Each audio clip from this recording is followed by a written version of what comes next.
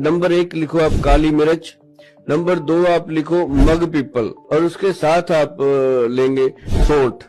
काली मिर्च, सौंठ और मग पीपल तीनों को बराबर मात्रा में पाउडर। साहब क्या कमाल के रिजल्ट हैं इसके। और अगर इस नुस्खे को आप करोगे ना, आप सचमुच सदा चमकोगे। और 1 चुटकी भर पाउडर, ये 1 चुटकी खाना खाने से पहले मुंह में रख के चूस लेना है। चूसना है, चाटना है। क्यों? जब आप चूसोगे, चाटोगे तो मुंह का सलाइवा बनेगा और वो सलाइवा जब इंटेस्टाइन में जाता है तो आपका जो भी खाया पिया साइड इफेक्ट आपको दे रहा है उसको खुरच खुरच के इंटेस्टाइन से बाहर करता है। आप इसका रिजल्ट देखना है ना तो कम से कम इसको 90 दिन करना, फिर उसके बाद कभी करना कभी ना करना। आपको ये फायदा देगा, आपकी हर बीमारी से आपको ये बचाएगा। बॉडी में अगर फैट ज्यादा है उसको कम करेगा, फैट कम है उसको बढ़ाएगा, बॉडी को बैलेंस रखेगा।